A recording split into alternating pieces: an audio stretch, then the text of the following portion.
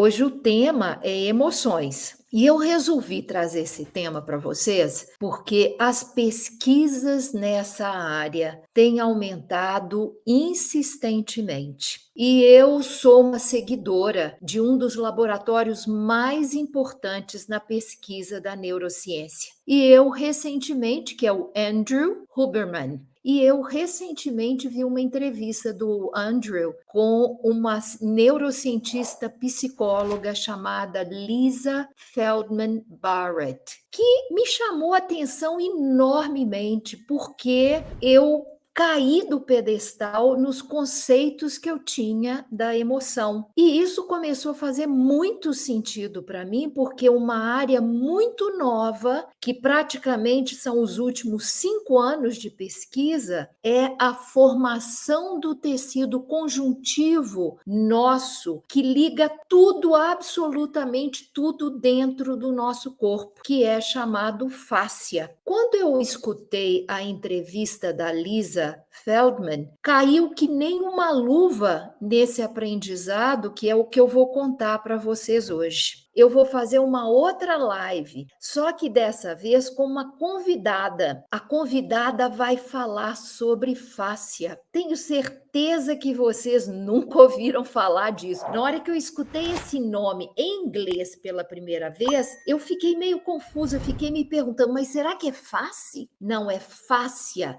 FASCIA, que é uma grande descoberta. Isso são pesquisadores, tem um grupo de pesquisadores na França, e essas pesquisas começaram principalmente com as pessoas que estavam relacionadas com a parte muscular, a parte de ossatura, movimento, que pesquisam o tecido conjuntivo humano. Mas as pesquisas, graças aos microscópios, aos os equipamentos de ressonância, a gente está conseguindo chegar num nível de descoberta, eu não diria que quântica, mas as descobertas estão trazendo as explicações do mundo quântico. Porque como é que essas moléculas e informações dentro do nosso corpo, que chegam numa determinada área e são captadas por uma outra parte ou um outro órgão. Então ainda há muito desconhecimento. Por exemplo, como é que um câncer aparece numa área do nosso corpo, é tratado, extirpado e de repente ele aparece em outra área? As explicações agora começam a surgir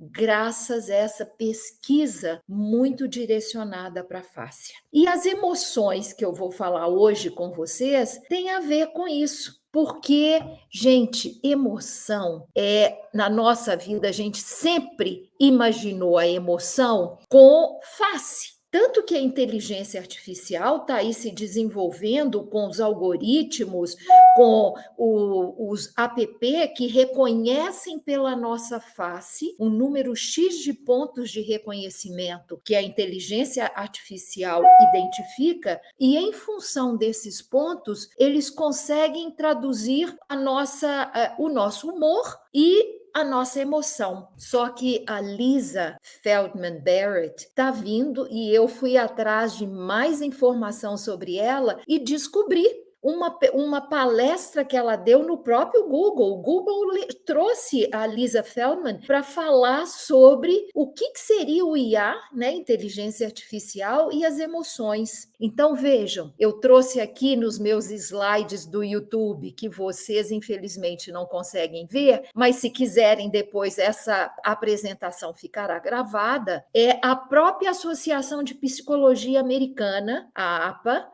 ela define as emoções como um padrão de reação complexo, sem dúvida que envolve uma experiência subjetiva, uma resposta fisiológica e comportamental ou uma resposta expressiva. Mas ela não é contundente com relação que a relação que nós guardamos e que isso tem mobilizado aí o desenvolvimento tecnológico das reações faciais com as nossas emoções, o reconhecimento. E é exatamente isso a pesquisa da Lisa. Ela faz no laboratório. A Lisa hoje ela é professora de psicologia da Universidade de Northeastern e também ela é diretora do laboratório de ciências afetivas, além de ser editora-chefe de uma das revistas científicas mais prestigiosas, que é a Emotion Review. E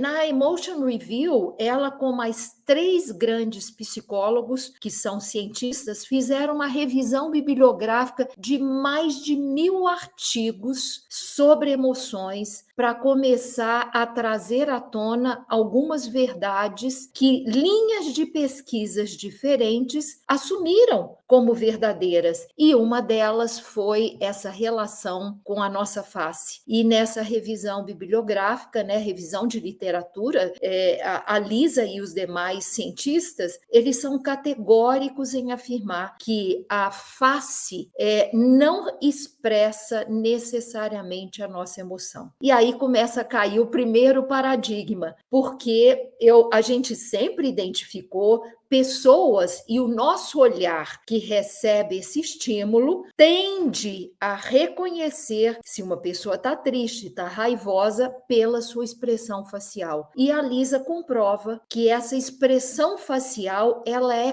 contextual, ou seja, você pode ter uma mesma pessoa, mas se um contexto e ela tem várias fotos mostrando, por exemplo, só o olho de uma pessoa está assim, como se tivesse com uma repulsa ou com algum tipo de reação negativa, e na hora que ela mostra a face inteira, a pessoa está dando uma super gargalhada e fazendo assim com o olho. Ou seja, a expressão facial não representa a nossa raiva, a nossa emoção. Então, isso é super importante porque a gente acreditou nisso durante muitos anos. E uma linha toda de pesquisa que a própria Lisa ela identifica, ela vem de uma linha que começa lá em William James, que é o pai da psicologia moderna, lá no século XIX, e que ele começa a trazer uma revolução na forma que a gente entende emoções. Gente, porque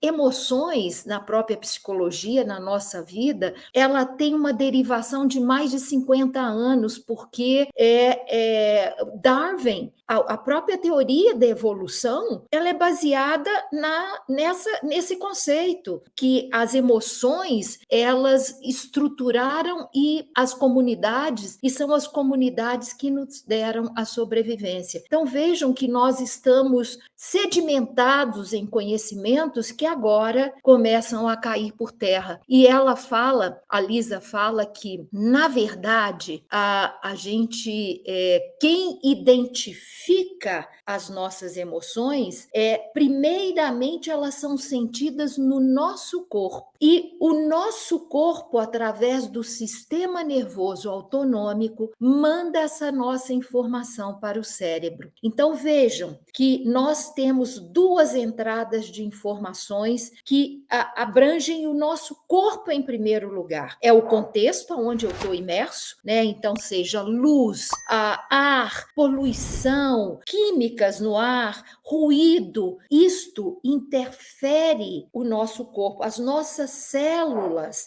elas são afetadas por esse tipo de informação. Além disso, essa informação, ela pode causar dentro de nós outro tipo de informação que são tremores, dores, tensões, rigidez, batimento cardíaco, pressão. Essas 2 fontes de informação são levadas para o cérebro através do nosso sistema nervoso autonômico e o cérebro, ao receber essa informação, ele vai comparar essa informação com informações já existentes, que estão lá no nosso cérebro de experiências passadas. e ele vai procurar uma similaridade, não igualdade, porque é assim que o cérebro trabalha. Ele não trabalha pela igualdade, mas pela similaridade. E traz para a gente uma resposta emocional. Uma das respostas que o cérebro dá é emocional. E essa resposta emocional está baseada numa informação já existente. Então veja o que a Lisa está falando para a gente. Ela está falando que, fundamentalmente, se eu não fizer nada para entender como é que o meu corpo funciona, e se eu continuar sentindo sintomas exatamente iguais no meu corpo, as respostas serão as mesmas. E com o agravante de uma consolidação cada vez maior em cima de respostas que estão já consolidadas na nossa memória. E isso é super interessante. Por quê? Porque, gente, vocês já prestaram atenção que nós não fomos treinados a reconhecer sensações no nosso corpo?